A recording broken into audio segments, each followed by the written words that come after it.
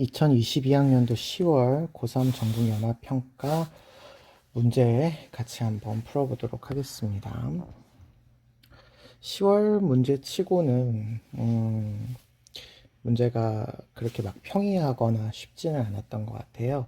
그래서 조금 내용을 참고를 잘 하셔서 여러분들이 수능에 반영을 해주시면 좋을 것 같고요. 마무리하는 문제로는 아주 괜찮았던 그런 문제이지 않았을까라고 생각이 됩니다. 조금 잘 분석해 보는 그런 과정이 필요할 것 같아요. 전반적으로 이게 지금 44점이 1등급이고 2등급이 40점대인 거 보니까 많이들 어려워한 것 같고요. 근데 선생님이 봤을 때는 요 정도 수준에서의 문제는 나올 수 있을 것 같으니까 요 정도까지는 준비를 해주시는 게 좋을 것 같다. 9월달하고 마찬가지로 요 정도는 조금 기준으로 삼고 공부를 해야 되지 않을까 생각이 됩니다. 1번부터 같이 보도록 하겠습니다. 1번 문제입니다. 기억에 들어갈 진술로 가장 적절한 것은 이네요. 9월 모평하고 똑같은데 1번은 늘 나오는 문제니까요. 파악을 잘 하시면 될 것 같습니다. 자, 나는 윤리학이 우리가 따라야 할 어떤 행위의 표준과 규칙의 정연한 체계를 세워서 이것들을 정당화하는 것이 주요 목적이다. 이렇게 이야기합니다. 행위의 표준과 규칙, 그러면 우리가 규범 윤리학이다. 이렇게 이야기할 수가 있겠고, 이 규범을 만들어서 실제적인 삶에 적용하는 것보다는 이 체계를 좀 더 정당화하고 선명하게 세우는 게 주요 목적이다. 이렇게 얘기를 하고 있으시니, 이 나는 이론 규범 윤리 사상가다라고 하는 것을 우리가 생각해 볼 수가 있을 것 같습니다. 그런데 어떤 사람들은 윤리학이 개인의 사회 구조 속에서 개인 생활이나 사회 구조 속에서 존재하는 도덕 현상을 기술하는 것을 목적으로 삼는다 이렇게 되어 있으니까 여기 어떤 사람들이라고 하는 것은 기술 윤리학에 대한 특징이다 이렇게 볼 수가 있겠습니다. 나는 이러한 주장이 기억이라고 생각한다 이렇게 얘기를 하고 있으시니까요. 이론 규범 윤리학 입장에서 기술 규범 윤리학을 비판하는 내용으로 가시면 될 것 같습니다. 1번 도덕 현상은 설명해야 할 사실들의 집합체다. 설명해야 할 사실의 집합체, 요걸 강조하시는 게 기술윤리학이죠. 기술윤리학. 그래서 이론 규범 윤리학에서 설명하고 있는 내용이 아니고요. 당연히 기술윤리학이 간과하지도 않습니다. 2번 도덕 추론의 논리적 구조의 탐구가 윤리학의 본질이다. 이렇게 얘기하시면 이거는 메타 윤리학의 입장에서 설명해야 하는 그런 글이니까 이론 규범 윤리학이라고 볼 수가 없겠고요. 3번 윤리학은 도덕 행위의 근본 원리를 제시해야 한다. 근본 원리 이걸 우리가 이제 규범이라고 볼 수 있죠. 그래서 이것들을 제시하는 게 이제 주요한 학문의 목표다 그러면 이론 규범 윤리학이다라고 얘기할 수가 있겠고 기술 윤리학은 이런 것들을 제시하지 않죠. 규범을 제시하지 않죠. 메타 윤리학과 기술 윤리학은 규범을 제시하지 않으니까 간과한다라고 볼 수 있어서 3번이 정답이 되시겠네요. 4번 도덕적 관행이나 풍습을 문화 현상의 일부라는 점이라고 이야기한다면 보통 요거는 기술 윤리학에서 강조하고 있는 내용이지요. 그래서 이것도 이론 규범 윤리학에서 설명하는 내용이 아니다라고 생각해 주시면 될 것 같고요. 당연히 간과하지 않습니다. 그 다음에 윤리학은 5번 도덕적 개념의 의미 분석에 주력해야 된다 그러면 메타 윤리학에서 강조하고 있는 그런 맥락이기 때문에 이론 규범 윤리학이라고 보기가 어렵죠. 그래서 정답은 3번 이렇게 찾아주시면 되겠습니다. 2번 가겠습니다. 다음을 주장한 사상가의 입장으로 적절한 것은입니다. 악에 대한 인식이 선에 대한 인식보다 쉽다. 악에 대한 인식이 쉽다. 그래서 악의 존재는 선의 존재보다 인간을 더 도덕적으로 행위하게 한다. 공포의 발견술 이야기를 하고 있는 거죠. 공포의 발견술 이야기를 하시는 것 같습니다. 선의 인식보다 악의 인식이 무한히 쉽기 때문에 악을 기준으로 해서 여기 불행의 예언에 주의를 기울여서 윤리학이 우리에게 준 희망보다 공포의 기준으로 한 어떤 규범을 만들어야 된다라고 보시는 분입니다. 그렇다면 이 사람은 이제 요나스 선생님이다라고 볼 수가 있겠죠. 자, 그러면 1번입니다. 책임 있는 행위를 하도록 붙도도는 공포를 습득해야 된다. 그렇죠. 책임을 엄청 강조하시는 분이죠. 우리가 보통은 요나스를 책임윤리 사상가 이렇게 얘기합니다. 책임윤리 강조하시는 분이다 이렇게 강조하고요. 이렇게 하기 위해서 공포를 습득해라. 그렇죠. 우리가 이런 책임윤리는 공포로부터 나온다 이렇게 얘기할 수 있으니까 공포로부터 습득됐다 라고 얘기할 수 있겠습니다. 2번 비이성적 존재에 대한 기술의 영향은 숙고의 대상이 아니다 이렇게 얘기했는데요. 비이성적 존재 그러면 인간 이외의 존재인데요. 요나스 책임윤리의 윤리의 대상은 현세대 인간 플러스 미래세대 인간 그리고 자연 생태계를 모두 포함하죠. 때문에 숙고의 대상에 이 비이성적 존재가 들어가야 됩니다. 그래서 이건 잘못됐고요. 3번 인간은 사전적 책임이 아니라 사후적 책임을 중시해야 된다. 사후적 책임 우리가 다른 말로 결과적 책임, 뭐 인과적 책임 이렇게 얘기를 하는데요. 이것도 당연히 중시하기는 합니다만 사전적 책임이 아니라가 아니죠. 아니라가 아니라 사전적 책임도 강조를 하셔야 됩니다. 요나스는 사전적 혹은 예견적, 예방적 책임까지 강조해서 미리 책임을 져야 된다라는 것을 강조하신 그런 분이었죠. 물론 예견할 수 없는 그런 상황에서의 책임도 요나스는 져야 된다라고 보고 계십니다. 4번 책임 대상이 겪을 공포를 현 세대의 의무로 전환시킬 수 없다. 공포를 기준으로 현 세대의 윤리적 규범을 세워야 된다라고 보고 계시는 분이니까 전환시킬 수 없다가 아니라 전환시킬 수 있다라고 얘기하셔야 되겠고요. 인간은 가치 중립적인 관점에서 자연관계를 정립해야 된다라고 하는데 요나스는 가치 중립적이 아니라 가치 개입적으로 성찰하는 과학, 반성하는 과학,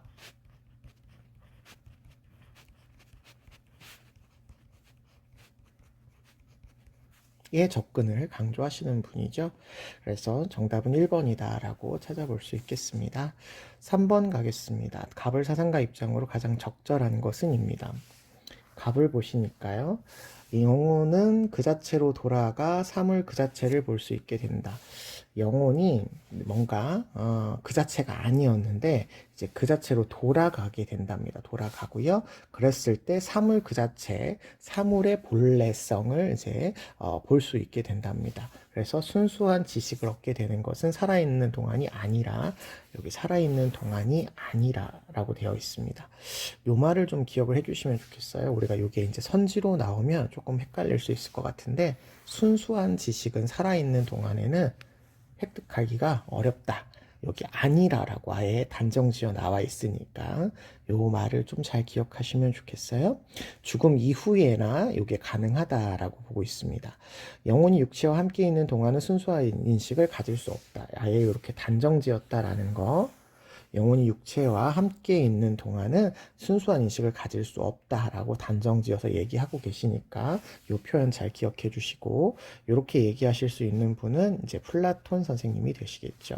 플라톤 선생님은 육체가 영혼의 순수한 인식을 방해하는 감옥 같은 그런 역할을 하고 있기 때문에 참된 실존, 참된 세계인 어떤 이데아를 인식하기가 어렵게 만든다.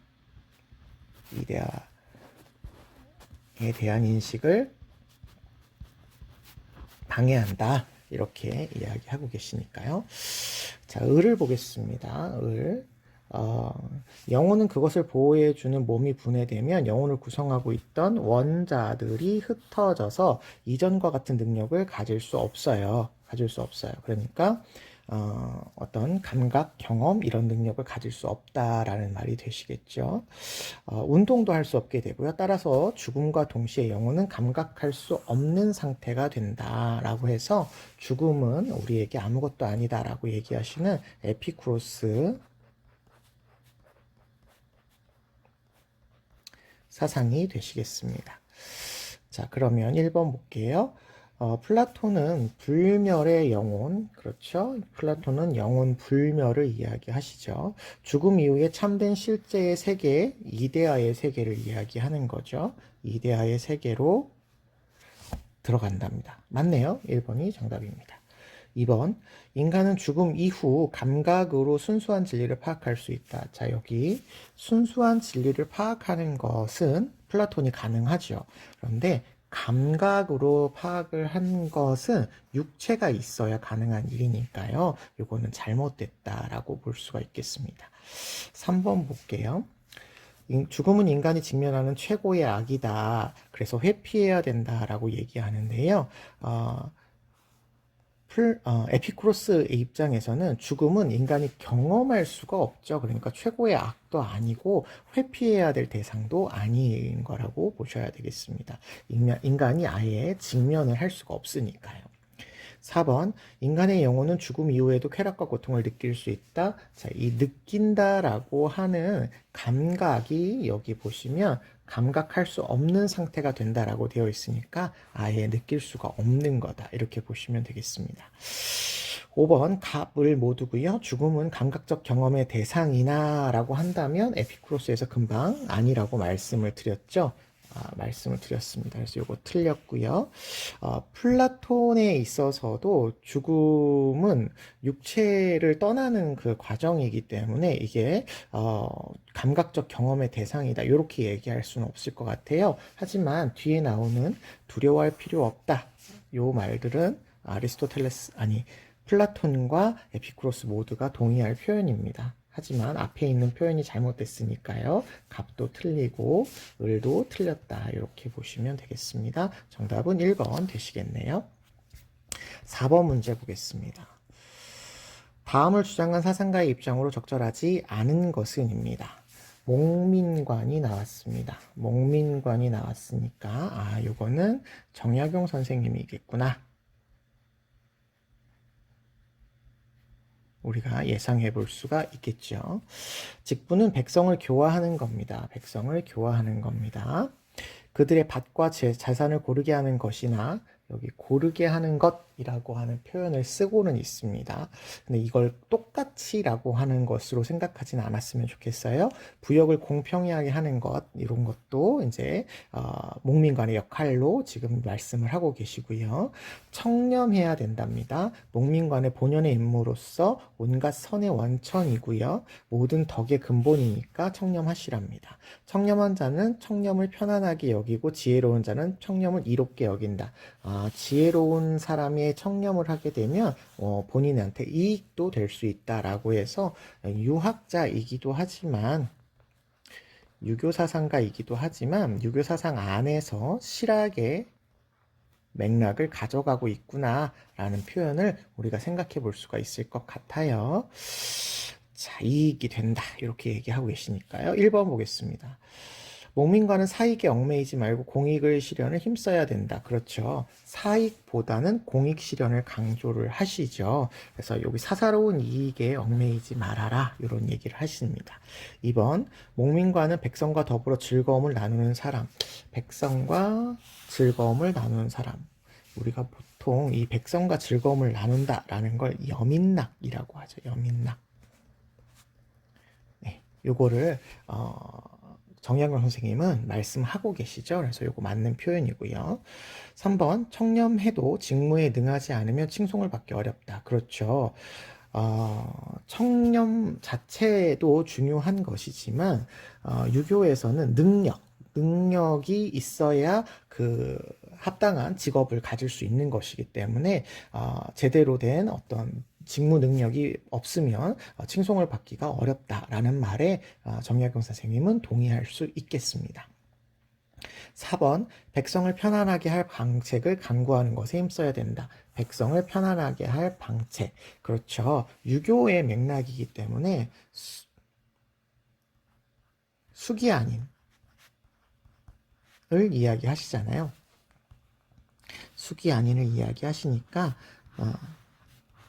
자기가 먼저 덕을 닦고 그 다음에 백성을 편안하게 하는 거죠. 그래서 이런 역할을도 강조하셔야 되겠습니다.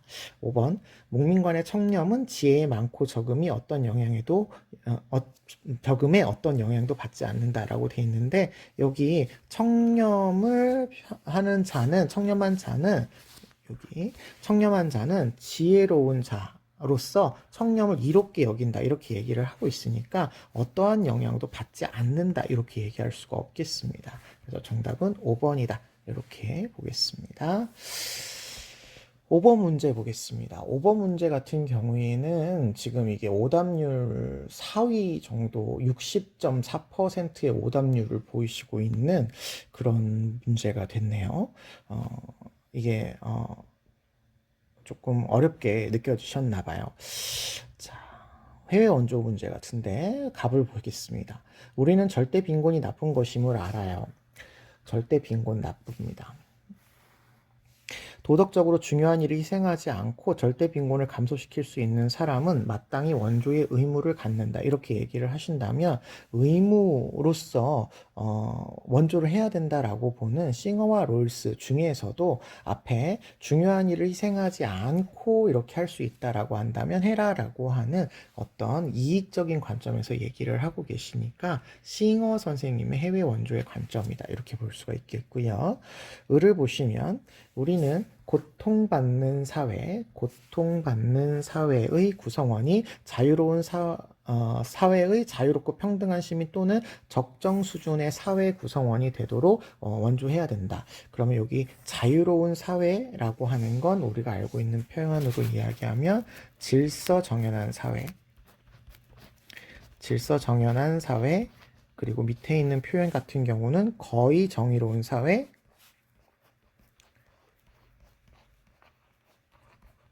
뭐 이런 표현이니까요. 을은 롤스 선생님이다 라고 볼 수가 있겠죠.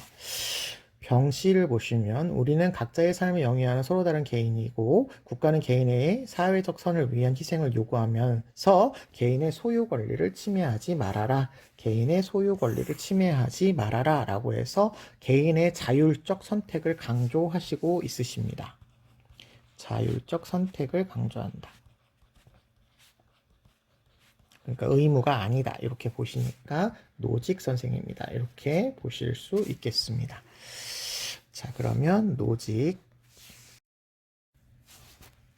롤스, 그리고 여기가 이제 싱어 선생님이 되시겠죠.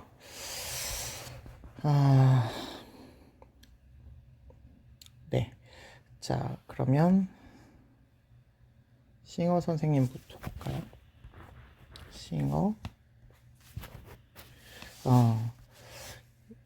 개인뿐만 아니라 A, 국가도 인류 복지 증진 목적으로 원조해야 된다, 이렇게 얘기하네요. 인류 복지 증진 목적이라는 게 싱어 입장에서는 틀리지 않죠. 인류 전체의 복지를 증진한다, 최다 최행에 해당되는 내용이잖아요.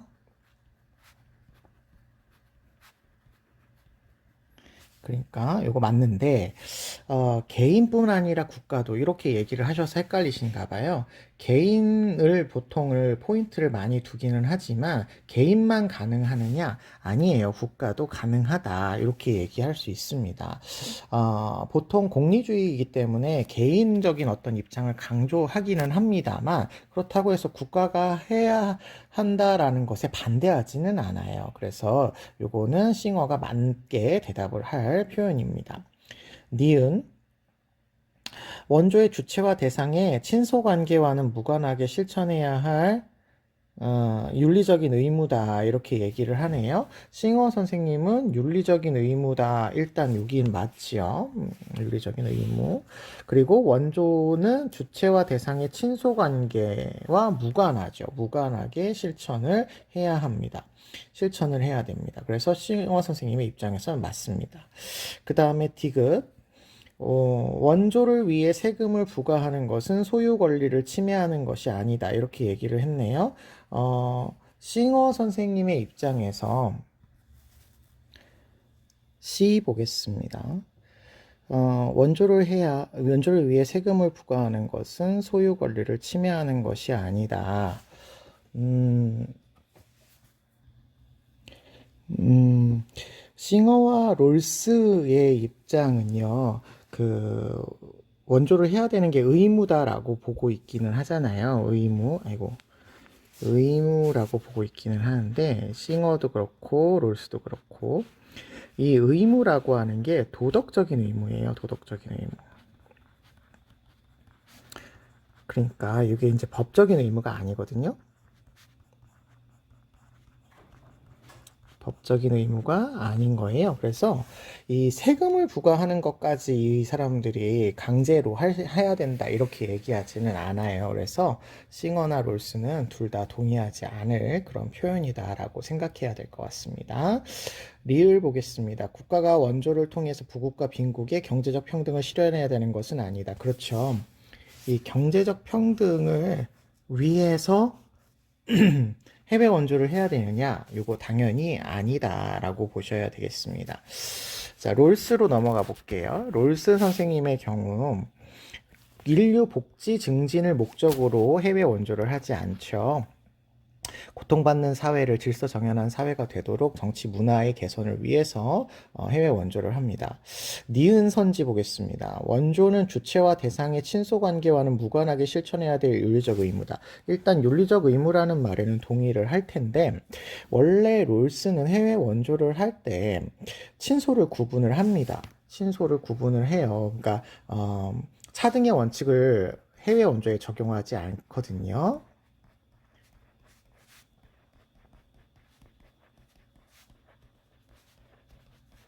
적용하지 않아요. 그래서 친소를 구분을 합니다. 그런데 여기는 이 말의 포인트가 친소 관계와 무관하게, 그러니까 친소 관계를 구분을 해도 무관하게 친소에 따라서 어떤 나라, 우리나라와 국제사회의 관계에서 어떤 그 해외 원조의 구분은 되지만 우리가 이것을 실천해야만 하는 윤리적인 의무로서 받아들이냐라는 입장에서 본다면 롤스 선생님이 맞다 이렇게 얘기를 하셔야 될 것 같습니다.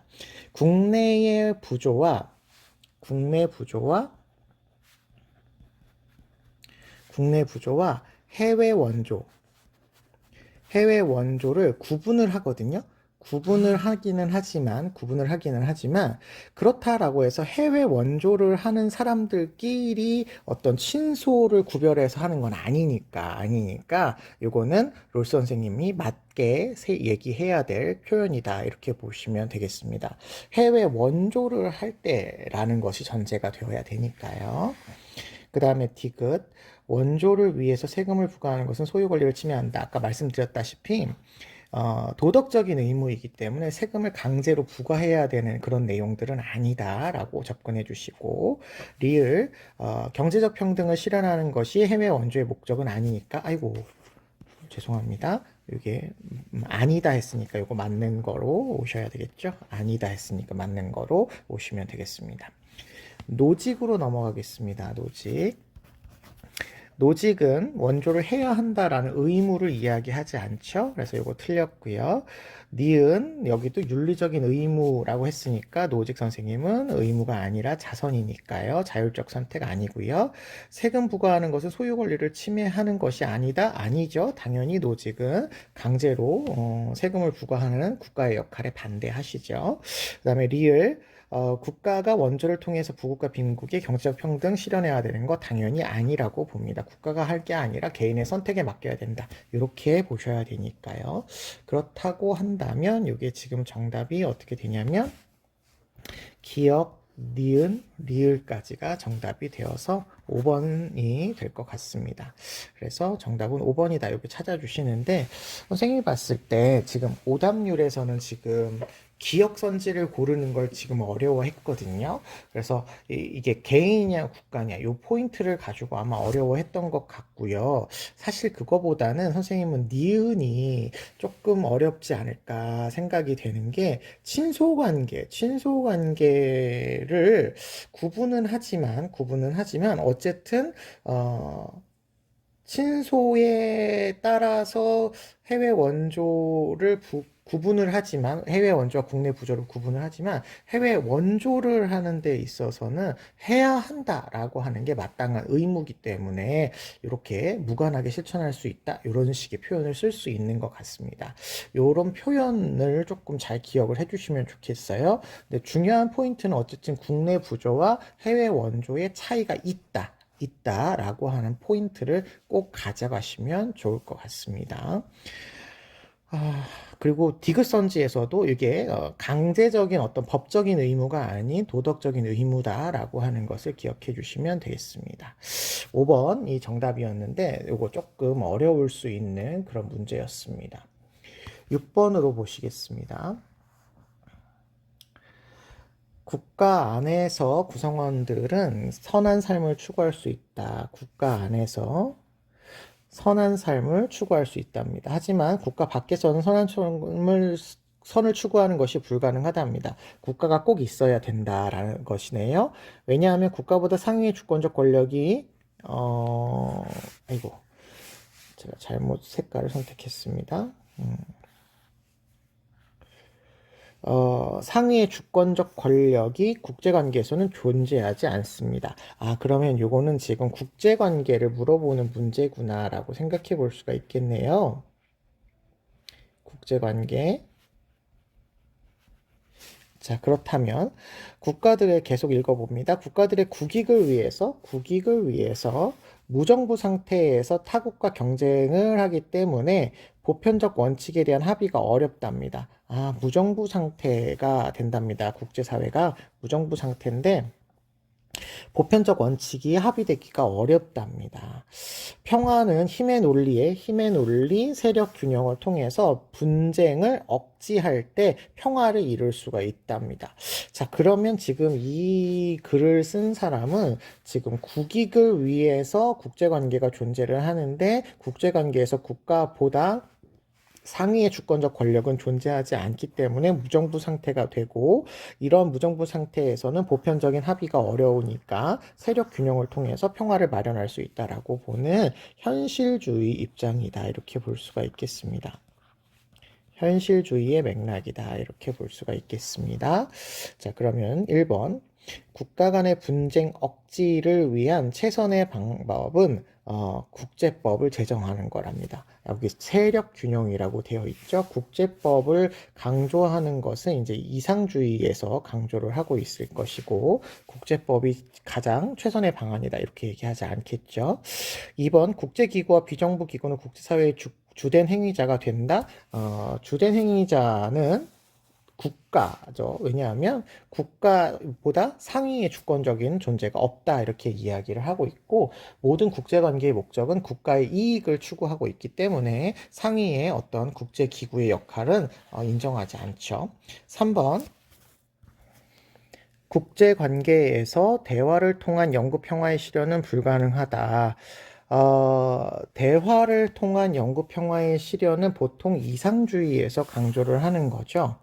그렇기 때문에 현실주의에서는 일단 영구 평화라고 하는 표현을 쓸 수가 없고요. 대화라고 하는 방법을 통해서 평화를 이룩한다라고 얘기하지도 않죠.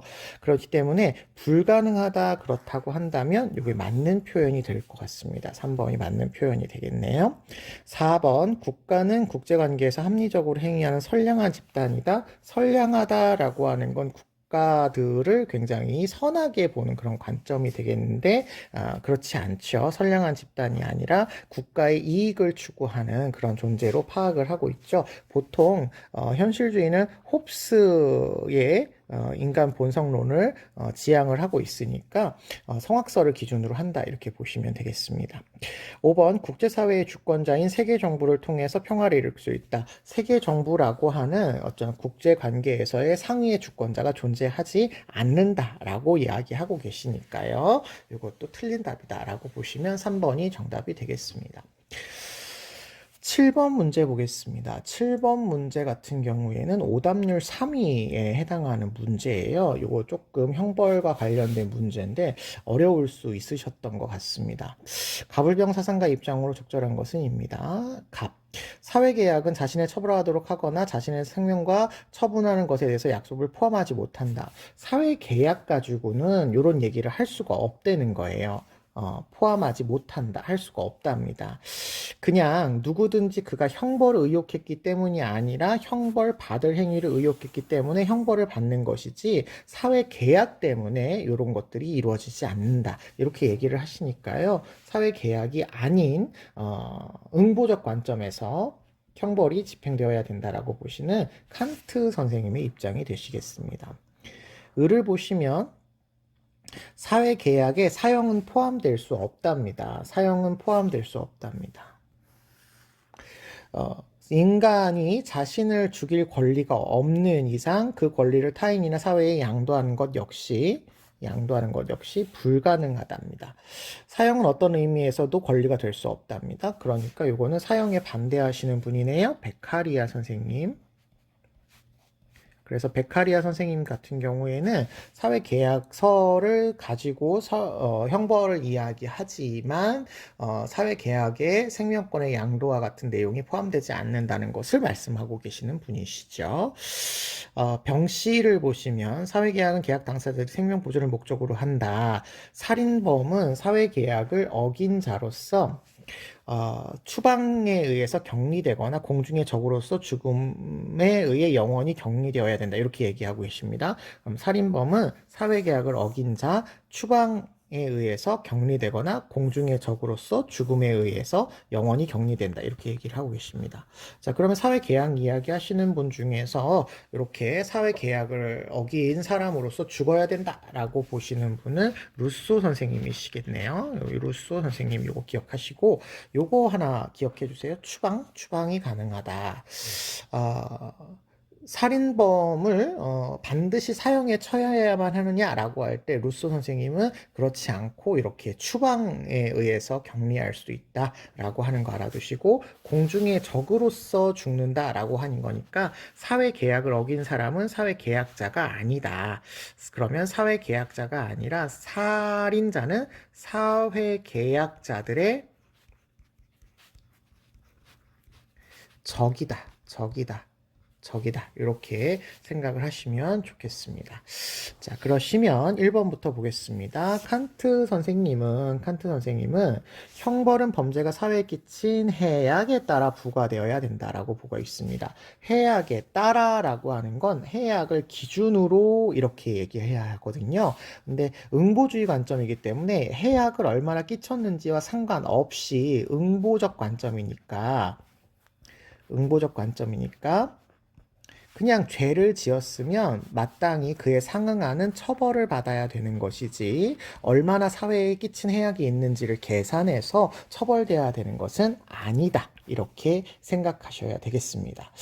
그 다음에 2번 베카리아는 종신노역형은 살인을 방지할 수 있는 유일한 방법이다. 이렇게 이야기를 하네요. 베카리아 선생님은 공리주의 사상가이시거든요. 그래서 종신노역형을 주장한 건 틀리지 않습니다. 그렇지만 유일한 방법이다. 이렇게 얘기하지 않아요. 왜냐하면 살인을 방지할 수 있는 다양한 방법이 있을 수 있는데 그 중에 가장 효과적인 방법이다. 효율성이 가장 크다 이렇게 얘기하시는 것이지 이게 유일하다 이렇게 표현하시지는 않습니다. 그래서 유일하다 잘못된 표현이다라고 생각해 주시고요. 3번 루소는 개인은 사회계약으로부터 자신의 생명을 처분할 권리를 갖는다 이렇게 얘기를 하는데 개인은 사회계약을 맺으면 사적인 어떤 인격이 없어지고 공적인 인격이 형성이 되는 거예요. 그래서 자신의 생명을 처분할 권리를 양도를 하는 거죠. 그래서 루소 같은 경우에는 생명권을 포함해서 모든 권리를 양도했다. 일반 의지에게 양도했다. 이렇게 기억해 주시되 루소에서 이 주권이라고 하는 거는 양도되거나 분할되거나 하지 않는다. 왜냐하면 여기서 일반 의지는 곧 자기 자신의 의지이기도 하기 때문에 그렇습니다. 그래서 여기서 개인이 권리를 갖는 게 아니라 일반 의지가 권리를 갖는 거다. 이렇게 얘기하셔야 되기 때문에 잘못된 표현이다. 이렇게 보시고요. 4번 뭐죠? 칸트와 루소의 이야기입니다. 살인범은 사회 성원으로서의 자격이 상실되어야 한다. 이렇게 얘기하네요. 자, 일단은 아까 말씀드렸다시피 루소는 공중의 적으로서 죽는다라고 하니까 자격이 상실되는 거 맞습니다. 사회 성원이 아닌 거죠. 사회 계약자들의 적으로서 죽는 거니까. 칸트 선생님은 살인범의 경우는 이제 우리가 생득적 인격과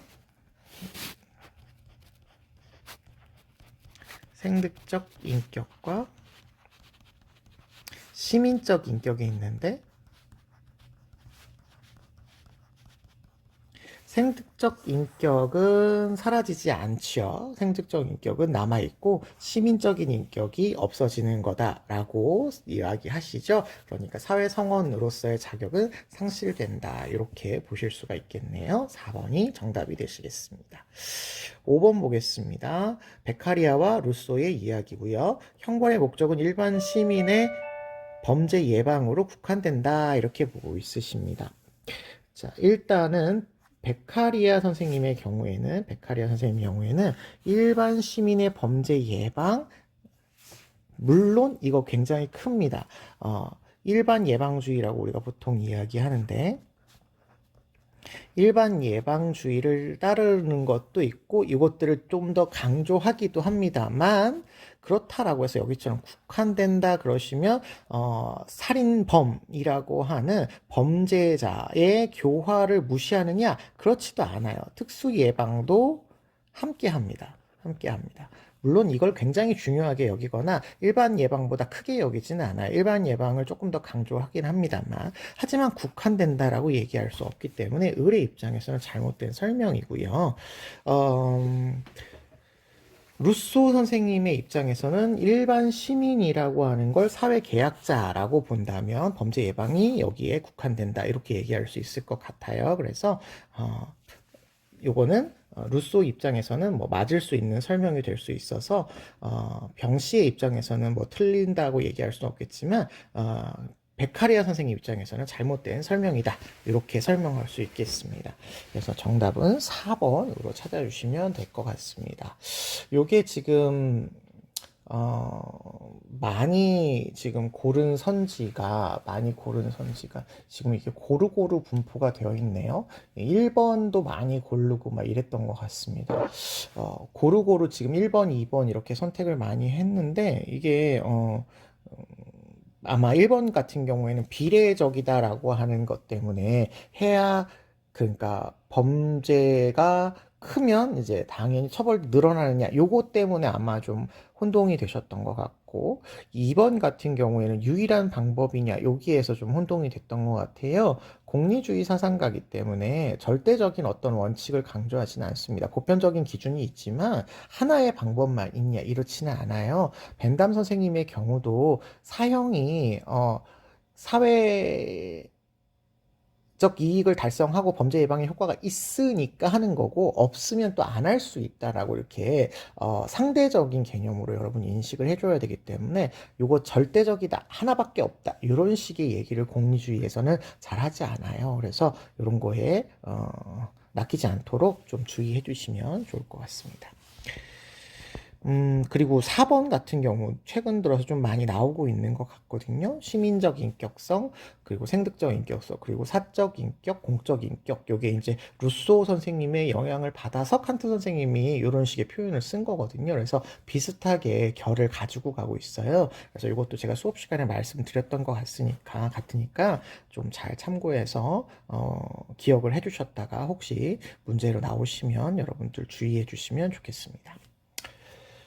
8번으로 넘어가겠습니다. 8번 문제 보겠습니다. 다음을 주장한 사상가의 입장으로 가장 적절한 것은입니다. 유한계급, 무한계급 나누시는 분이네요. 요거는 배불런 선생님밖에 없으시죠.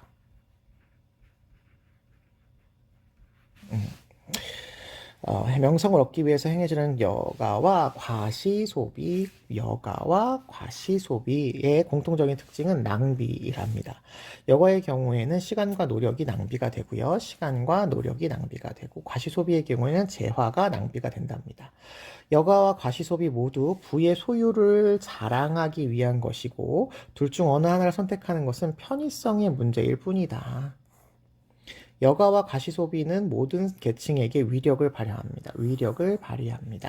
그래서 최상층에서 최하층까지 내려간다. 이렇게 얘기하시죠. 자, 1번. 과시소비는 사회의 최상층인 유한계급에서만 나타난다라고 하시면 안 되고요. 유한계급인 최상층에서부터 시작해서 제일 최하층까지 나타난다. 이렇게 얘기하셔야 되겠습니다. 2번. 재력을 경쟁적으로 비교하는 성향은 과시소비로 나타난다. 그렇죠. 나 돈 많이 가졌어. 나는 특별한 계급이야. 이런 것들을 비교하기 위해서 과시소비로 나타나죠. 2번이 정답이네요. 3번. 유한계급은 타인과 상관없이 자족하기 위해서 여가를 즐기는 게 아니라 다른 사람들에게 과시하기 위해서 어떤 여가를 나타내죠. 자신의 어떤 계층적 특수성을 드러내기 위한 수단으로서 여가와 과시소비를 하고 있는 거다. 이렇게 보시면 되겠습니다. 상관없이가 틀렸네요. 4번. 유한계급은 부와 권력의 획득만으로 명성을 유지한다. 부와 권력을 획득을 하고 이런 것들을 이제 여가와 과시소비로 나타내서 명성을 유지하죠. 그래서 이거 많다가 들어가서 또 틀렸고요. 그 다음에 5번. 부를 과시할 수 있는 상품의 가격과 수요는 언제나 반비례한다. 가격과 수요는 언제나 반비례한다. 이 말은요. 과시할 수 있는 상품의 가격.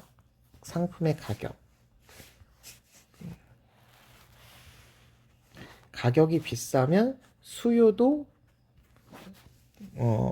수요는 반비례한다라는 거거든요. 그러면 가격이 비싸면 수요는 적고 수요는 가격이 낮을 때 이렇게 많아진다라는 건데요. 이렇게 나오는 게 아니죠. 과시소비는 내가 돈을 많이 가졌어. 재력이 풍부해. 나는 너희들과 달라라고 하는 것을 보여주기 위해서 소비하는 거니까 가격이 높은 것도 그 과시소비를 보여주기 위한 수요는 늘어나게 되겠죠. 그래서 언제나 반비례한다. 이거 잘못된 것이라고 볼 수 있겠습니다. 오히려 과시소비를 위한 수요가 증가할 수도 있게 되는 거죠. 증가하는 경우가 훨씬 더 많을 것 같습니다. 그래서 반비례한다. 잘못된 표현이다라고 생각해 주시면 되겠습니다. 정답은 2번 되시겠네요. 9번 가겠습니다. 갑을 중 적어도 한 사람이 부정의 대답을 할 질문으로 적절한 것만을 보기 위해서 있는 대로 고른 것은입니다. 성 관련된 얘기가 나왔네요. 성관계는 출산과 양육에 대한 불가분의 관계에 놓여 있답니다. 떨어질 수가 없다는 거죠. 책임과. 성관계는 부부는 결혼을 해야 부부라고 말씀드렸어요. 상호 존중하면서.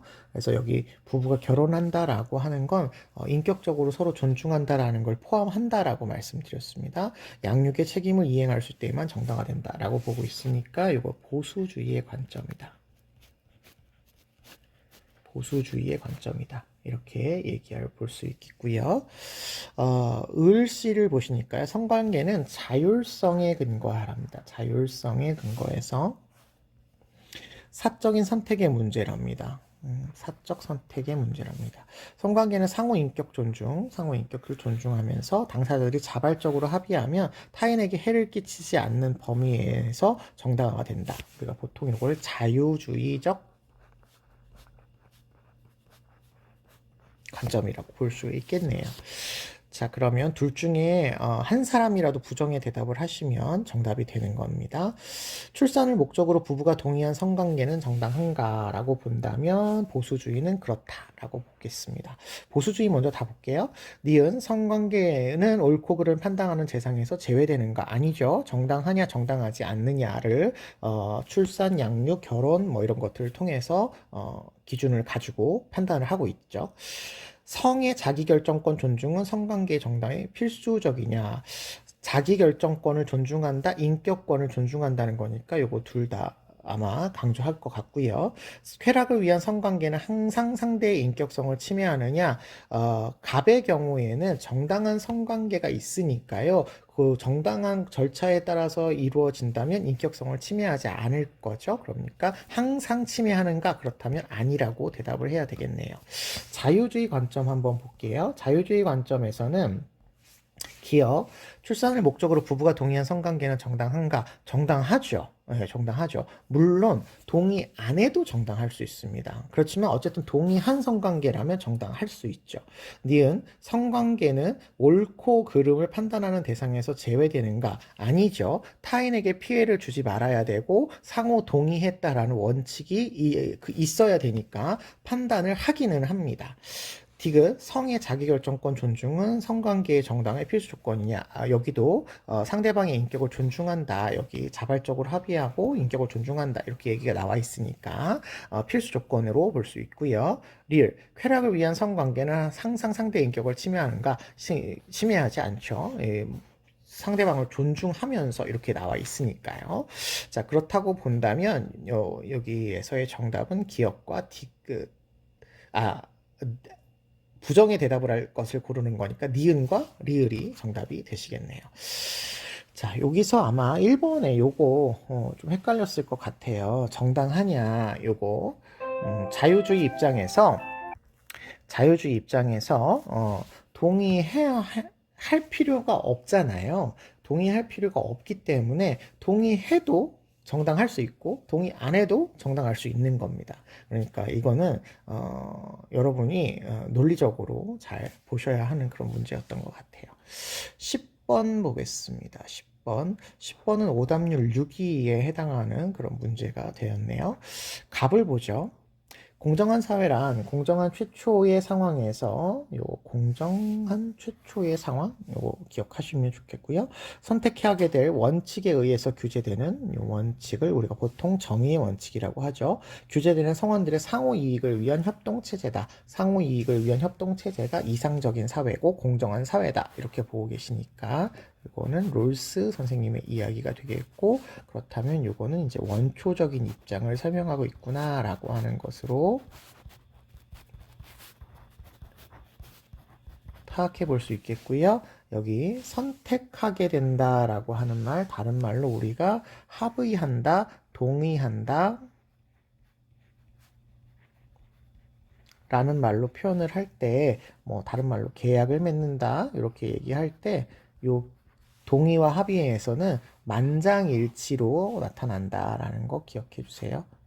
모두가 동의하는 거죠.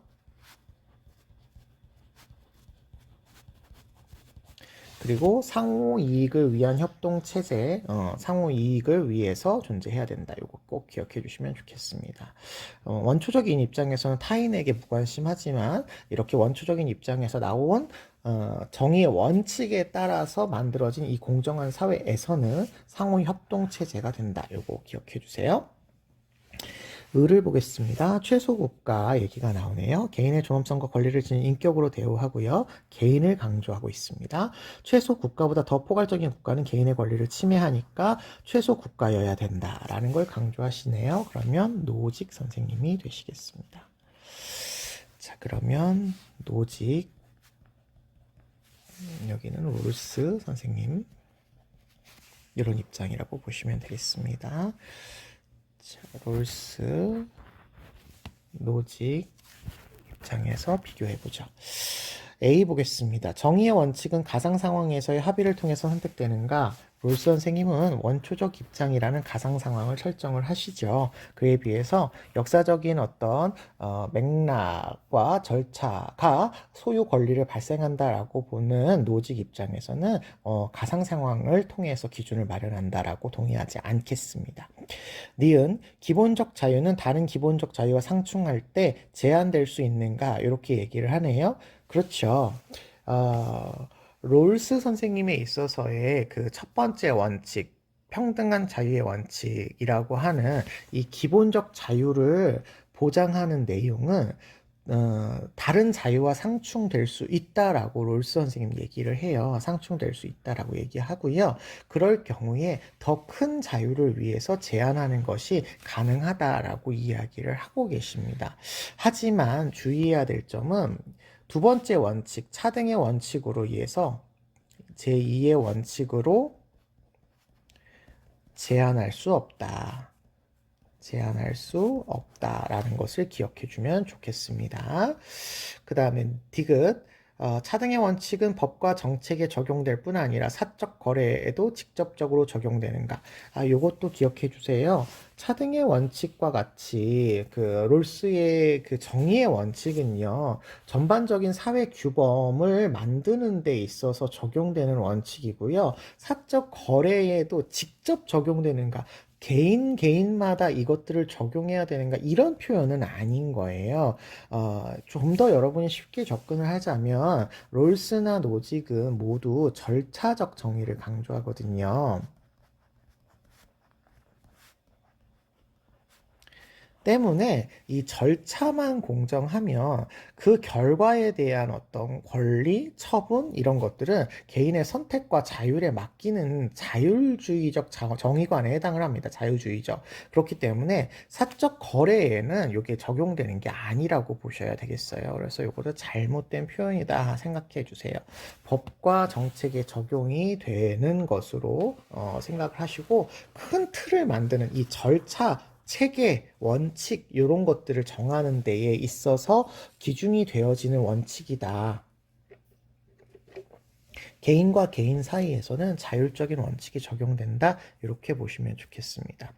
리을, 정형적 분배의 원칙은 필연적으로 재분배를 초래하는가? 너무 많이 나온 표현이죠. 필연적으로 재분배를 초래한다라고 노직 선생님은 이야기하고 계십니다. 그래서 정답은 기역, 니은, 리을까지가 정답이 되실 것 같습니다.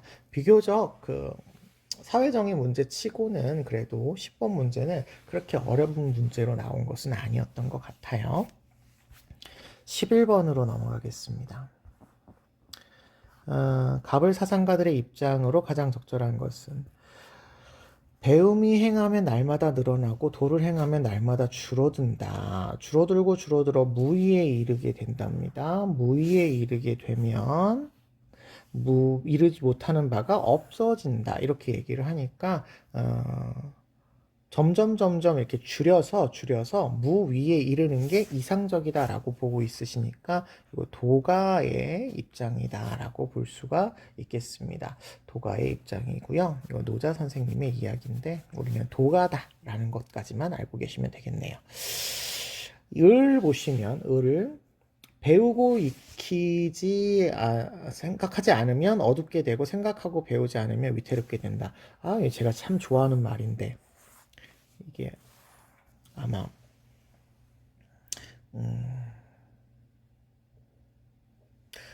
하기불사 증망, 사이불사 즉태 뭐 이런 성어에서 나온 표현이거든요. 선생님이 참 좋아하는 표현입니다. 군자가 도를 배우면 사람을 잘 사랑하고 소인이 도를 배우면 부리기가 쉽다. 그러니까 소인도 도를 배워야 뭔가 이치를 잘 안다. 이런 이야기가 되겠죠. 그래서 이거 유교다 생각하시면 되겠고요. 이거는 공자 선생님의 표현으로 알아두시면 좋을 것 같습니다. 물론 선생님이 얘기한 거는 중용에 나오는 표현 있기는 합니다만. 자, 1번 보겠습니다. 도가에서는 배움을 통해 옳고 그름에 대한 지식을 쌓아야 된다. 옳고 그름에 대한 분별을 하지 말아라 라고 하는 것을 강조하시는 게 도가죠. 무지함을 강조하고 계십니다. 2번 선과 악을 분별하지 말고, 그렇죠, 분별하지 말아야 되고요. 도에 따라서 살아야 되죠. 정답은 그러면 2번이 되시겠네요. 3번 보겠습니다. 인의를 실천하기보다 실리를 추구해야 된다. 유교에서는 멸사봉공, 살신성인 뭐 이런 식의 표현으로 해서 인의, 도덕성의 실현을 이익적인 추구보다 강조하죠. 그래서 순서로 따지면 이 앞에 부분을 더 강조한다 이렇게 보셔야 되겠고, 그렇다라고 해서 뭐 실리를 전혀 추구하지 않는 건 아니에요. 여기 이렇게 비교해 보았을 때 인의를 강조한다라는 것이죠. 4번 좀비 친소를 구별하지 않는 사랑, 요거 구별해야 된다라고 보죠. 그래서 요걸 비판하시는 묵자 선생님이 구별하지 말아라 라고 하면서 유교의 이런 인애에 대한 사랑을 별애로서 비판을 하시죠. 5번 사사로운 욕심을 극복하고 예를 회복해야 된다라는 표현이 이게 극기복례죠. 극기복례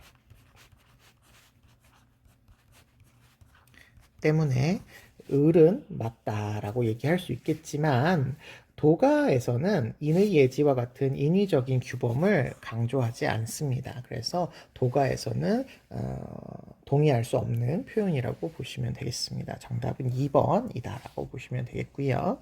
12번 보겠습니다. 12번은 이제 오답률 2위에 또 어려운 문제였었던 것 같습니다. 이게 이제 사회계약 관련된 문제인데, 사회계약 문제가 점점 어려워지고 있는 추세인 것 같아요.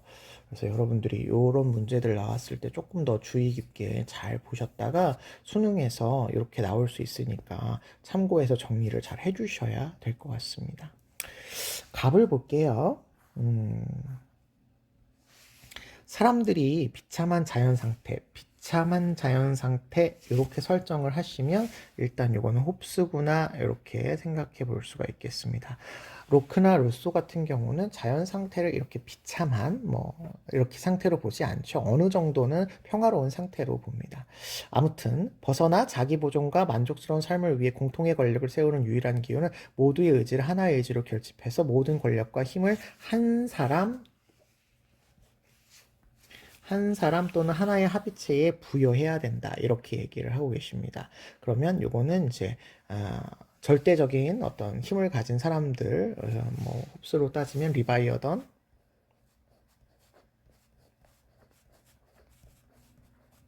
이라고 하는 권력 조직을 위해서 양도해라 이런 얘기를 하고 계시는 분인 거죠. 을을 보겠습니다. 사람들이 비교적 평화로운, 그렇죠, 이렇게 비교적 평화로운이라고 얘기하셔야 이제 다른 사람이 됩니다. 자연 상태는 자연적 자유를 포기하고 사회의 구속을 받아들이는 유일한 방법은 재산을 안전하게 향유하고 평화로운 삶을 유지하기 위해서 다른 사람들과 공동체를 결성하기로 합의하는 거다. 이렇게 이야기를 하고 있습니다. 그래서 보통 이분 같은 경우에는 생명, 자유, 재산 이런 식으로 강조를 해요. 그래서 이런 식으로 자신의 생명과 재산과 자유를 위해서 사회계약으로 들어간다라고 보시는 분이라면 로크 선생님으로 오셔라라고 말씀을 드렸던 것 같습니다. 여기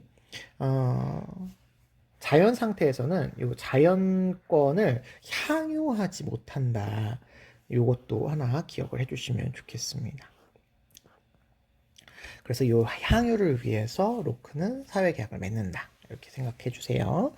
자, 1번 보겠습니다. 홉스는 절대 군주가 있는 것보다 주권이 없는 것이 덜 해롭다 이렇게 얘기를 하는데요. 이거 바뀐 거죠. 절대 군주가 있어서 개인의 권리를 보장하는 게 주권이 없는 것보다 나은 거죠. 그러니까 주권이 없는 것이 덜 해롭다가 아니라 절대 군주가 있는 게 덜 해롭다 이렇게 보셔야 됩니다. 여기 바뀐 거예요. 요 앞뒤가 바뀐 거다 이렇게 보셔야 되겠습니다. 절대 군주가 있어야 개인의 자유와 권리를 보장을 해주니까요. 그 다음에 2번, 모든 국민은 주권자가 행하는 행위와 판단의 본인이 된다. 자, 요 말을 좀 잘 기억하셔야 되는데, 여기 위에 보시면, 비참한 이 자연 상태를 벗어나기 위해서, 모두의 의지를 한 사람에게 부여를 해요. 그러면 모두의 의지가 이 한나의 의지에 부여가 된 거거든요. 그래서 모든 국민의 의지는, 모든 국민의 주권, 모든 국민의 의지는 주권자, 홉스가 말하는 어떤 리바이어던과 같은 절대 군주와 같은 사람에게 다 양도된 거예요. 따라서 그 행위의 판단이라고 하는 건 결국 우리가 양도한 거니까 우리의 뜻에 따라서 정치를 하는 거다. 이렇게 생각을 하시죠. 그래서 이 말이 맞는 표현이다. 이렇게 생각을 하시면 좋을 것 같아요. 우리가 홉스 선생님은 자신의 권리를 모두 양도해가지고 절대 군주를 만드는 거니까 내 권리에 의해서 군주가 내 권리를 행사한다. 이렇게 생각을 하시면 좋을 것 같아요. 그래서 이런 표현이 될 수 있다라고 여러분들 기억하시면 좋을 것 같습니다. 이거 맞는 표현입니다.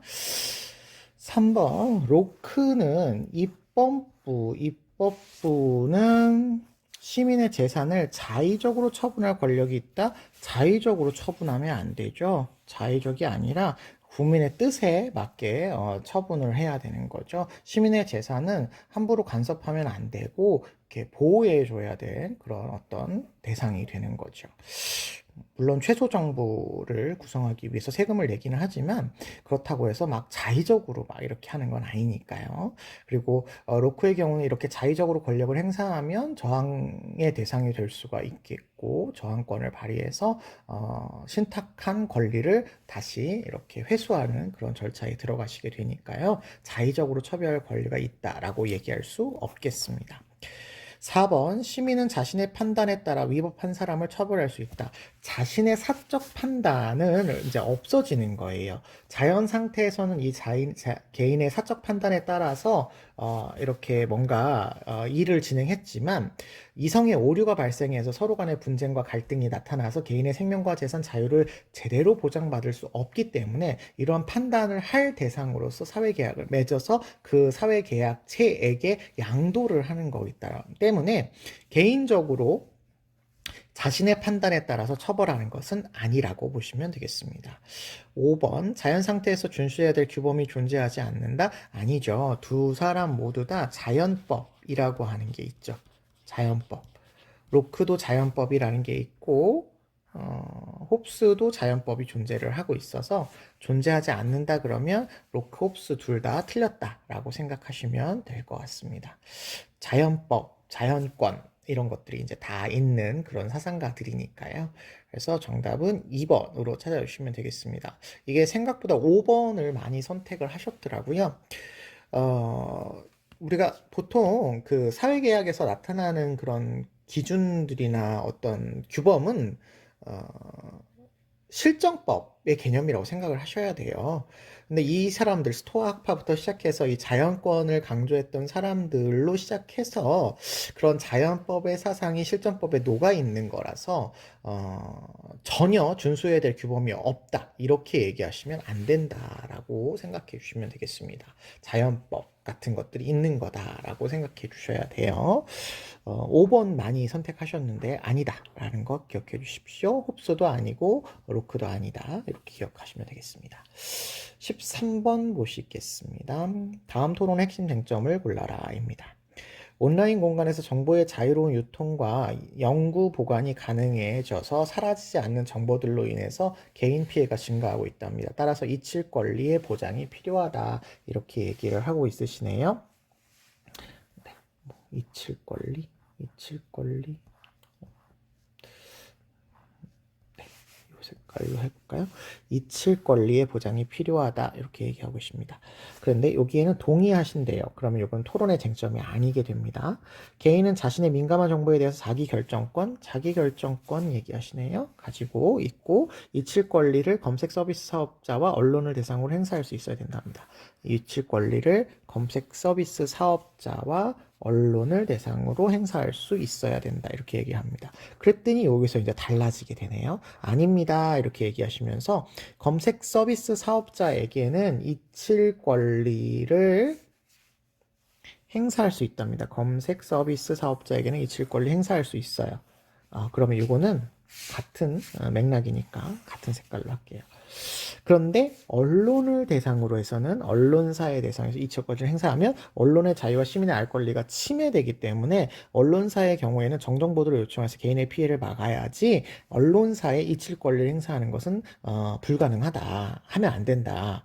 그랬더니 을은 그렇지 않다. 정정보도만으로 개인의 피해를 주는 기사가 삭제되지 않아서 개인은 지속적으로 피해를 입게 되니까 정정보도가 이칠 권리를 보장하지 않아서 안 된다. 그러면 지금 포인트는 언론사를 대상으로 이 이칠 권리 등의 자기결정권을 행사할 수 있어야 되느냐? 이게 이제 포인트가 되시겠습니다. 그러면 이게 정답이 1번이 되시면 되겠네요. 1번으로 찾아주시면 되겠습니다. 14번 넘어갈게요. 14번. 14번의 경우도 전 보통 우리가 어렵게 출제가 되었던 문제인데 그래도 여기서는 좀 어렵지 않게 나왔던 것 같습니다. 다음을 주장한 사상가 입장에서 사실 속의 A에게 제시할 조언을 고르시랍니다. 의무는 도덕 법칙에 대한 존경으로부터 말미암는 행위의 필연성이다. 반드시 해야 된다. 의무라는 거죠. 결과가 아니라 나의 의지와 연결되어 있는 것, 곧 순수한 법칙 그 자체만을 존경의 대상이 될 수 있고 이것의 명령이다. 이렇게 보고 있습니다. 그러면 이거는 칸트의 이야기다라고 하는 것을 우리는 금방 찾을 수가 있겠습니다. 사례는 기업가 A가 회사 부도위기에 처하자 수단과 방법을 가리지 않고서라도 회사 부도를 막아야 할지 고민하고 있다는 내용이네요. 칸트의 조언을 고르시면 됩니다. 기업의 회생이 목적인 모든 행위는 정당화된다. 그러면 이거는 목적만 달성하면 된다 이런 얘기잖아요. 우리가 보통 어려운 표현으로 목적론적 윤리설,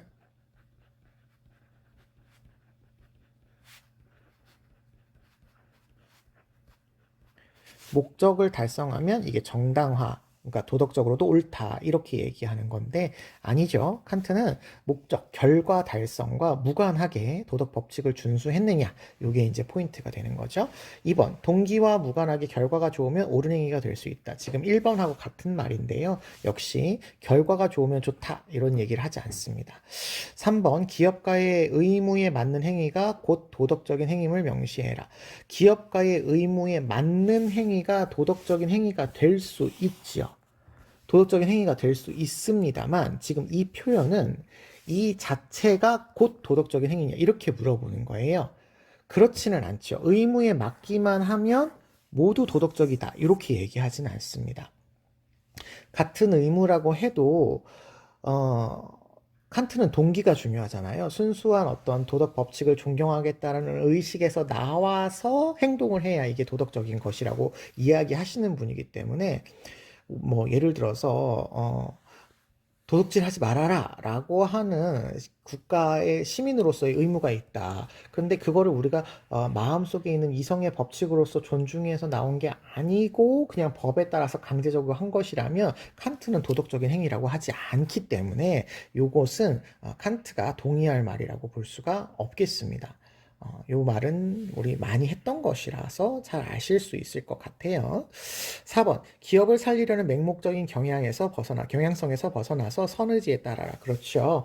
경향성이라고 하는 게 없어서는 안 돼요. 없어서는 안 되지만 도덕적인 행위라고 하는 거는 이것에 따른 행위가 아니라 선의지에 따라서 한 행위가 도덕적인 행위다. 이렇게 얘기를 하시니까 4번이 정답이 되시겠습니다. 5번 경제적 유용성 유무가 도덕 판단의 기준이 된다. 유용성 강조하시는 거는 결과다 이렇게 생각하시면 좋겠습니다. 최다 최인과 같은 결과다 이렇게 보시면 되기 때문에 도덕 판단의 기준이라고 하지 않겠습니다. 4번이 정답이네요. 15번 보겠습니다. 15번은 자연윤리인데 생각보다 오답률이 좀 떨어지는 그런 문제였었어요. 이게 8위였거든요. 대부분 요런 문제들은 요즘은 잘 맞추는 편이라서 여기는 이제 어느 정도 뭐랄까 기준이 있다라고 보고 요런 문제는 이제 틀리지 않도록 더 각별히 신경을 쓰셔야 될 것 같습니다. 생명은 없지만 아름다운 것을 파괴하는 행위를 일삼는 것은 도덕성을 촉진하는 감정을 약화시킴으로 인간의 자기 자신에 대한 의무와 대립한다. 그러니까 생명이 없지만 아름다운 것을 파괴하지 말아라 라는 간접 의무가 발생한다라고 보시는 칸트의 입장인 거죠. 칸트의 입장입니다. 을을 보시면 쾌고 감수 능력은 이익 관심을 갖기 위해 선행하는 조건이고요. 쾌고 감수 능력을 지닌 동물의 이익은 인간의 이익과 동등하게 고려되어야 된다. 자, 요 말은 지난해 수능에서인가 선지로 나왔던 표현이죠. 요거 꼭 기억을 해주시고 잘 알아두시면 좋겠어요. 요거 싱어 선생님의 입장입니다. 병씨 보시면 모든 생명체는 이라고 되어 있네요. 모든 생명체. 생명체 그러시면 인간, 동물, 식물까지죠. 인간, 동물, 식물까지입니다. 자신의 생존을 유지, 종의 생산, 환경 적응 활동을 성공적으로 수행하는 일정한 경향성, 보통 항상성이라고도 하죠. 항산성을 갖고 있는 목적론적 삶의 중심이다. 목적론적 삶의 중심이 나오셨으니까 요거는 테일러 선생님이시네요. 테일러 선생님이십니다. 자, 그러면 서로가 비판하는 내용입니다. 서로가 비판하는 내용이니까 간과한다 앞에서 끊어가지고 앞에 비판하시는 분의 맥락이 맞는지 확인하시면서 문제를 보셔야 되겠습니다. 아이고, 여기 잘 안 들어오네요. 자, 갑은 칸트였죠. 그리고 을은 싱어였고, 그리고 병은 테일러 선생님이셨습니다. 자, 그러면 AF니까 간과한다 앞에까지 칸트 선생님이 맞아야 됩니다. 의식은 도덕적 행위의 주체가 되기 위한 필요 충분 조건이다. 이렇게 이야기를 하네요. 의식을 도덕적 행위의 주체로서의 필요 충분 조건이다. 이렇게 얘기하지 않죠. 의식이 있다라고 해서 다 나머지는 필요 없느냐. 이렇게 얘기하지 않죠. 도덕적인 행위를 할 수 있는 어떤 이성적인 자각 이런 것들이 뒷받침되어야 되고 인간이라고 하는 도덕 법칙을 입법할 수 있는 그런 인간으로서의 어떤 역량이 필요한 것이지 의식만 있다고 충분하냐 이렇게 얘기하지 않기 때문에 칸트가 이야기하실 내용이라고 볼 수가 없겠습니다.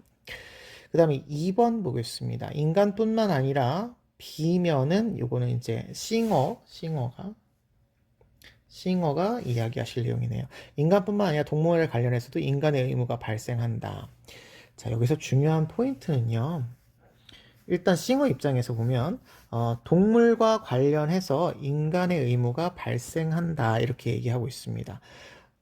싱어 입장에서는 맞죠. 싱어는 인간을 뿐만 아니라 동물, 쾌고감수 능력을 지닌 동물, 여기 일부 모든 안 나왔어요. 그러면 보통 그 사람이 이야기하는 동물이라고 말씀드렸습니다.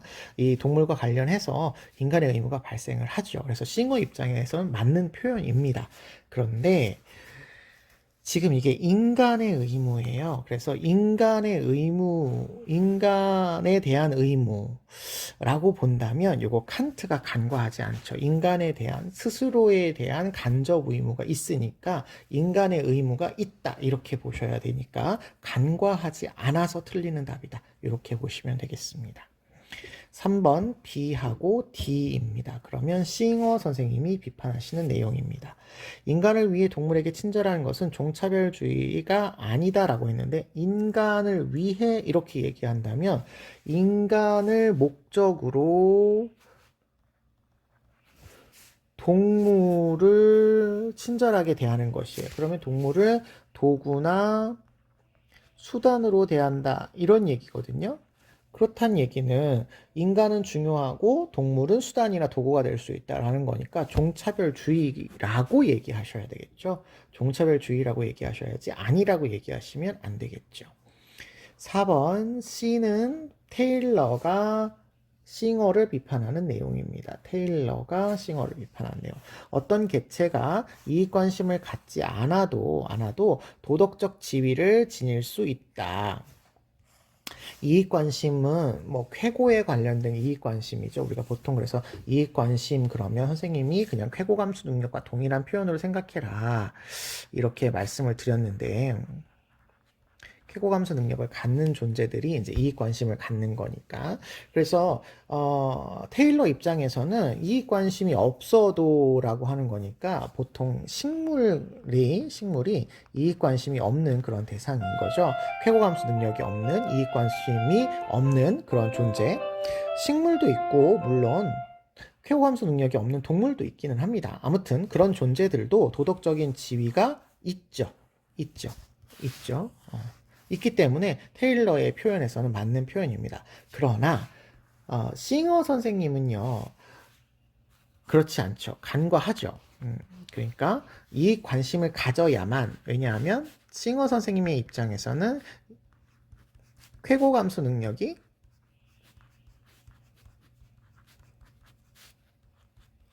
필요 충분 조건이니까요. 유일한 조건이니까요. 그리고 이게 있어야지만 이제 이익 관심이 이제 나타나게 되니까 그렇지 않은 존재들은 이제 도덕적인 지위가 없다라고 이야기하셔야 되니까 간과한다라고 얘기할 수 있어요. 그래서 4번이 정답이 되겠고요. 5번 보시면 C하고 E입니다. 역시 테일러 선생님이 각자를 비판하는 건데요. 생태계를 조작해서 생태계 자체의 도덕적 지위를 훼손하면 안 된다라고 하는데 여기 생태계 자체 이렇게 얘기하시면 보통 요거는 이제 전체를 의미하는 내용이 되겠고요. 생태계 전체를 이야기한다면 인간, 동물, 식물, 그리고 무생물까지 들어가야 되기 때문에 무생물은 해당되지 않아요. 그래서 도덕적 지위가 없다 이렇게 얘기하셔야 되니까요. 훼손할 수 있어 이렇게 얘기하셔야지 안 된다 이렇게 할 수는 없습니다. 물론 테일러 선생님은 생태계에 대해서 불간섭의 의무를 이야기하시기는 하셨어요. 그런데 생태계의 불간섭 의무는 약간 칸트 선생님의 간접 의무 같은 그런 느낌이라서 개별 생명체를 위해서 간섭하지 말라는 것이지 무조건 간섭하지 말라는 의미가 아니거든요. 그래서 훼손할 수 있다 이렇게 보시면 좋겠고 도덕적 지위도 인정하지 않습니다. 그래서 않는 여기 무생물이 있다 이렇게 보셔야 되니까 이거는 테일러 선생님이 할 수 있는 표현이 아니다 라는 것으로 틀린 것이 되겠습니다. 정답은 4번이 되시겠네요. 16번 보겠습니다. 다음을 주장한 사상가의 입장으로 적절하지 않은 것은입니다. 음악은 즐기는 것이랍니다. 즐기는 것이랍니다. 그래서 사람에게는 음악이 없을 수가 없답니다. 일단은 여러분 여기 즐기는 것 요거 기억해 주세요. 즐기는 것이고 음악이 없을 수 없답니다. 즐거우면 그 목소리에 나타나고 행동으로 표현이 되며 악한 본성을 변화를 일으키게 된답니다. 그러면 요거는 성악설을 이야기하시는 분이고 성악설을 이야기하는데 음악이 있어야 되고 음악을 통해서 본성을 변화시켜야 된다 이렇게 얘기하신다면 순자 선생님이 되시겠네요. 계속 보겠습니다. 음악이 도리에 맞지 않으면 혼란이 없을 수 없답니다. 그러니까 음악이 도리에 맞아야 된다라는 거죠. 그러니까 도리에 맞지 않는 음악도 있고 도리에 맞는 음악도 있는데 도리에 맞는 음악이 인간의 악한 본성을 변화시키는 그런 역할을 한다라는 것이고 옛 임금은 이런 혼란을 싫어해서 우아한 음악을 만들었답니다. 우아한 음악은 이제 뭔가 도리에 맞는 음악이 되시겠죠. 사람이 음악을 즐기면서 즐길 수도 있고 어지러움으로 흐르지 않게 하였대요. 어지러움이라고 하는 건 이제 혼란함이겠죠. 이렇게 하지 않고 소리의 가락과 장단으로 사람의 마음을 감동시켜서 변화시켰다. 이런 얘기를 하고 계시네요. 순자의 사상이다라고 볼 수 있겠습니다. 1번 옳지 않은 것 고르시는 겁니다. 통치자는 백성을 교화시키는 도구로 음악을 이용할 수 있다. 교화를 위해서 음악을 도구로 사용하느냐? 여기 위에 나왔죠? 악한 본성을 변화시키기 위해서 음악을 사용한다. 나왔습니다. 맞는 표현이죠. 2번 우아한 음악으로 더럽고 악한 기운이 오는 것을 막을 수 있다. 막을 수 없다. 돼 있네요. 왜요? 음악이 도리에 맞지 않으면 안 되고 악한 본성을 변화시킬 수 있다니까. 막을 수 없다는 아닌 거죠. 막을 수 있는 거죠. 3번 어떤 음악을 듣느냐에 따라서 사람의 행동 거지가 다를 수 있다. 그렇죠. 도리에 맞으면은 혼란을 없앨 수 있지만 도리에 맞지 않으면 혼란이 있을 수 있으니까 행동 거지가 달라지게 되겠죠. 달라지게 되겠죠. 4번 조화로운 음악은 사람에게서 즐거움의 감정을 일으킬 수 있다. 그렇죠. 여기 우아한 음악은 사람을 즐겁게 하면서도 어지러움으로 흐르지 않게 하니까요. 5번 도리에 어긋나는 음악이 유행하면 사회질서 유지가 어렵다. 그렇죠. 여기 도리에 맞지 않으면 혼란이 없을 수 없다. 어지럽다. 이렇게 얘기를 하고 계시네요. 네. 그러면 정답은 2번으로 금방 찾을 수 있을 것 같습니다. 17번 보겠습니다. 합리적인 의사소통을 위해서 언어 능력과 행위 능력을 지닌 모든 사람에게 담론에 참여할 기회가 개방되어야 된다. 그리고 담론의 참여자는 모두 담론 과정에서 자신의 주장을 발언할 기회를 동등하게 보장받아야 되고 어떤 담론 참여자도 억압받지 않고 발언할 수 있어야 되면서 담론을 통해 합의된 내용은 보편적 규범도 될 수 있다. 이렇게 얘기하시니까 하버마스 선생님의 담론 윤리가 되겠죠. 하버마스 선생님의 얘기가 되겠습니다. 자, 그러면 옳은 것을 있는 대로 고르시면 될 것 같아요. 담론 참여자는 개인의 욕구를 표출해서는 안 된다. 아니죠. 되죠. 개인의 어떤 주관을 표현할 수 있어요. 하지만 주관적인 표현을 통해서 보편적인 합의를 이룰 수 있다라고 보시는 분이 하버마스입니다. 표현해서는 안 되지는 않아요. 개방적이라고 아까 여기 되어 있잖아요. 모든 그 발언을 할 수 있어요. 억압받지 않고 발언을 할 수 있어야 되니까 당연히 어떤 뭐는 되고 뭐는 안 된다 이런 기준은 없습니다. 니은 다수가 인정한 주장도 담론 과정에서 비판을 받을 수 있다. 그렇죠. 담론 자체도 보편적인 규범으로서의 담론 자체도 변화할 수 있는 가능성을 가지고 있어요. 그렇다라는 얘기는 다수가 옳다고 이야기하는 것에서도 뭔가 부정적인 견해가 있을 수 있다라고 하는 것이 가능하다라고 보셔야 되겠죠. 맞는 표현이고요. 디귿. 담론 참여자는 상호 주관적 논증을 통해서 합의할 수 있다. 그렇죠. 아까 선생님이 말씀드린 대로 자기가 주관적인 이야기를 해요. 개인적인 어떤 욕구를 표출해서. 하지만 그런 것들을 통해서 보편적인 합의를 이룰 수 있다라고 보시는 분이 하버마스입니다. 합리적인 당사자들이기 때문에 합리적으로 생각을 해서 모두가 동의하는 하나의 보편적인 기준을 마련할 수 있다라고 보고 계시죠? 리을 담론 참여자는 모두 합의의 결과와 부작용을 수용해야 된다. 그렇죠. 어떤 보편적인 어떤 합의를 이루어냈다면 그 결과나 부작용까지도 수용한다라는 것을 전제를 하셔야 되는 거다. 이렇게 얘기할 수 있겠습니다. 왜냐하면 우리가 이제 주체자인 담론의 주체자니까 참여자니까 그렇게 될 수 있다. 이렇게 보셔야 되겠죠. 그래서 정답은 5번이라고 찾아주시면 되겠습니다. 18번 보시겠습니다. 종교적 인간, 적절하지 않은 것 고르시는 거네요. 종교적 인간에게 자연은 항상 여기 표시 꼭 해주시고 종교적인 의미로 충만해 있습니다. 이런 표현 나오시면 항상, 일부, 모든 이런 거 나오시면 좀 잘 기억해 주셔야 되죠. 하늘은 신의 초월성을 계시하고 대지는 우주의 어머니이자 양육자로서 자신을 나타낸답니다. 우주의 여러 가지 리듬은 질서조와 항상성, 풍요를 드러내는데 우주는 전체로서 실제적이고 살아있으며 성스러움을 지닌 유기체라고 보고 있으십니다. 우주는 성스러움을 지닌 유기체랍니다. 즉 우주는 존재와 신성성의 여러 가지 양태를 계시한다. 여기 양태라는 어려운 표현이 나왔는데 뭔가 드러내는 형식 표현이라고 보시면 될 것 같아요. 그래서 존재의 현현, 성현 이렇게 이야기하고 계시니까 이거는 엘리아드 선생님이 되시겠죠.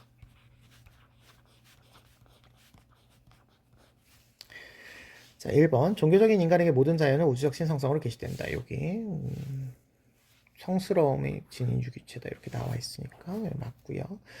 2번. 자연적인 것과 초자연적인 것은 불가분의 관계다. 여기 유기체 이렇게 되어 있잖아요. 유기체. 떨어질 수 없는 존재를 보통 유기체라고 하고요. 성현과 현현이 된다라는 건 이제 성스러움이 드러난다. 성스러움이 현세 속에서 나타나여진다. 이런 얘기니까 불가분의 관계 이렇게 볼 수 있겠습니다. 3번. 자연은 초월적인 존재 그 자체는 아니죠. 그냥 자연은 창조물인 것이고 초월적인 존재는 창조자인 거죠. 창조자. 여기는 창조물인 거죠. 그러니까 이거는 그 자체라고 얘기할 수는 없습니다. 3번이 틀린 답이네요. 4번. 종교적인 인간은 자연물을 통해서 현현하는 성스러움을 숭배한다. 그렇죠. 성현된 어떤 그 자연물을 이제 뭐 십자가, 불상, 금불상, 뭐 석상, 뭐 이런 것들, 성화, 탱화, 뭐 이런 것들을 이제 성스럽게 우리가 숭배를 하게 되는 거죠. 5번. 자연물은 성스러움이 드러나더라도 여전히 자연 안에 존재한다.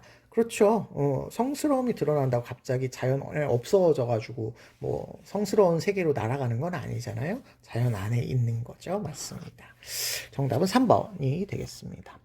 19번 가시겠습니다. 가벌 사상가들의 입장으로 적절한 것만을 보기에서 있는 대로 고른 것입니다. 19번 문제가 이번 10월 모평의 오답률 1위의 문제였었습니다. 제일 어려운 문제였었어요. 75%의 아이들이 이제 정답을 고르지 않았던 그런 문제거든요. 24% 정도만 지금 정답을 골랐다라는 건데 이게 역시 롤스 얘기가 나와서 조금 어렵게 문제가 되었던 것 같습니다. 볼게요. 시민불복종은 평등한 자유의 원칙, 공정한 기회견 등의 원칙을 현저하게 위반하는 법이나 정책을 대상으로 해야 된다. 평등한 자유 원칙에 대한 위반은 보다 적합한 시민불복종에 해당이 된다. 이렇게 얘기를 하네요. 그러면 이거는 뭐 롤스인 거죠.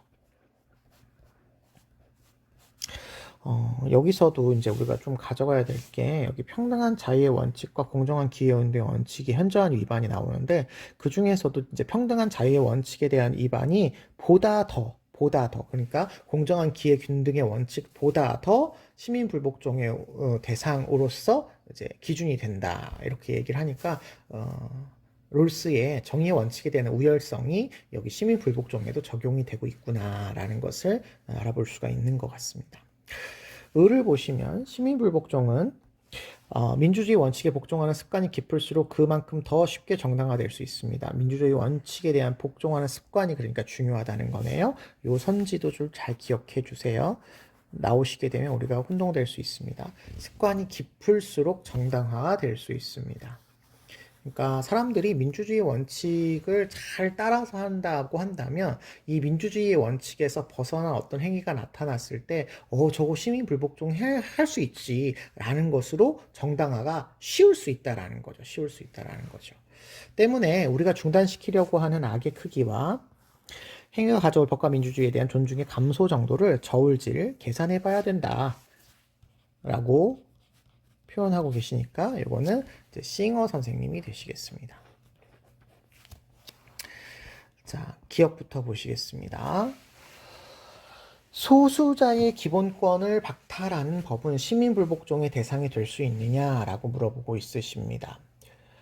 소수자를 존중해야 한다라고 하는 내용은 사실은 차등의 원칙과 관련이 우리가 많이 생각이 되어지는 그런 부분이기는 합니다. 그런데 지금 여기는 소수자의 기본권 문제예요. 그래서 기본적인 어떤 자유, 기본권은 기본적 자유, 평등한 자유의 원칙은 기본권을 이야기하는 거잖아요. 이것들을 박탈한다면 시민 불복종의 대상이 될 수 있느냐라고 물어보고 있어요. 물론 모든 상황이 다 시민 불복종이 되는 건 아니지만 될 수 있냐라고 물어본다면 심각하고 현저한 부정의가 나타나면 이런 기본적인 권리를 침해하는 요소에 대해서는 시민 불복종이 가능하다라고 롤스 선생님은 생각을 하셔야 되겠죠. 기억은 맞는 답입니다. 니은 소수자가 포인트가 아니라는 거예요. 니은 거의 정의로운 사회에서는 시민 불복종에 대한 보복적인 억압이 있을 수 없다. 요거는 어쩔 수 없이 우리가 좀 기억해 주어야 될 것 같습니다. 보복적인 억압. 이 말은 아마 여러분들이 처벌 감수랑 많이 헷갈려서 틀리신 것 같아요. 처벌 감수랑 헷갈린 것 같은데 이게 같은 말이 아닙니다. 처벌 감수는 우리가 기존에 있었던 법 체계에 있었던 기준을 따르겠다라고 하는 것 때문에 처벌 감수가 나오는 거죠.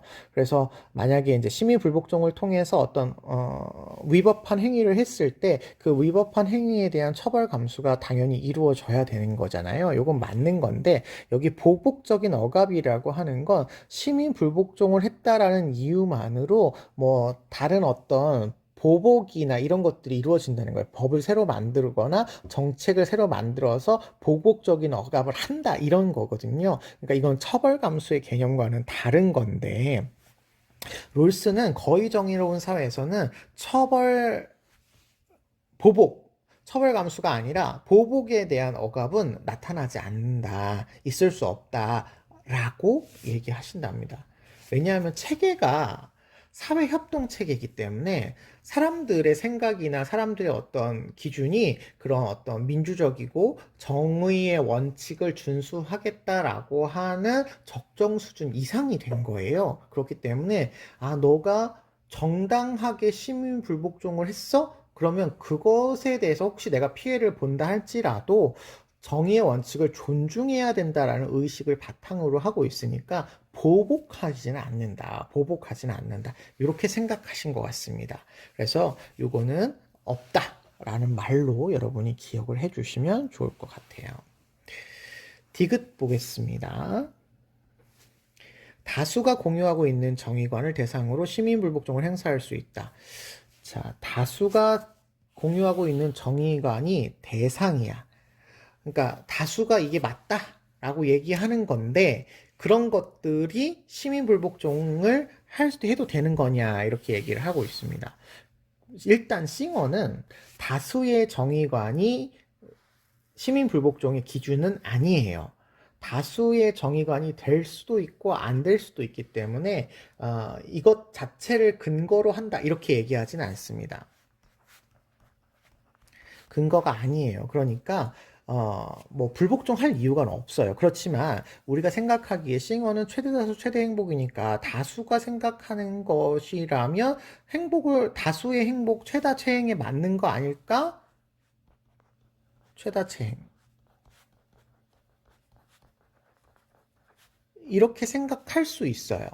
그런데 여기는 지금 이게 정의에 대해서 생각하는 어떤 관점, 가치관이라는 거예요. 이게 최다 최행이라는 결과가 나온 게 아니야. 다수가 이렇게 어떤 원칙이나 어떤 법이 있거나 정책이 있으면 다수의 행복에 도움이 될 거야 라고 얘기하는 기준인 거예요. 근데 그 기준 자체가 틀려서 시민불복종 할 수 있냐는 거죠. 당연히 할 수 있습니다. 이거 뭐라고 비유를 들어보면 좋을까요? 천동설, 지동설 이렇게 생각해 볼까요? 사람들이 천동설이라고 다수가 그때 당시에 중세에는 생각을 했었거든요. 그러면 이건 다수가 공유하고 있는 어떤 기준인 거예요. 하지만 소수의 어떤 사람들은 아니야, 지구가 돌고 있어 이렇게 얘기를 해서 아니라고 얘기를 하는 것이 사람들의 과학적인 지식이나 유용성을 얻는데 훨씬 더 도움이 되는 거니까 시민불복종의 대상이라고 할 수도 있습니다. 물론 아닐 수도 있고요. 그러니까 여기 할 수 있냐라고 물어봤을 때 다수의 공유관이 정의가 기준이 아니기 때문에 근거가 아니기 때문에 할 수 있다라는 말에 동의할 수 있으셔야 됩니다. 동의할 수 있으셔야 됩니다. 다수가 A라고 얘기를 하지만 어떤 소수의 사람이 봤을 때 전혀 새로운 방법인 무슨 C나 D나 Z의 방법을 이용을 하면 다수에게 더 많은 이익이 될 수 있어. 그렇다고 한다면 저울질을 해보아서 시민불복종을 할 수 있는 거죠. 할 수 있는 거죠. 예. 그래서 디귿도 정답이 됩니다. 리을 시민불복종은 개인의 신념의 정당화 근거로 삼는 양심적인 행위입니다. 개인의 신념을 정당화 근거로 삼는다라는 말에 롤스가 동의하지 않죠. 그리고 싱어 선생님의 입장에서도 개인의 신념이 근거가 아니라 최다다수 최대 행복이 근거여야 되니까 이것도 틀린 답이다 이렇게 볼 수가 있겠습니다. 그래서 정답은 4번 이렇게 찾아주셔야 되겠는데 아무래도 제가 봤을 때 이게 니은 선지와 디귿 선지 때문에 좀 어려웠던 것 같아요.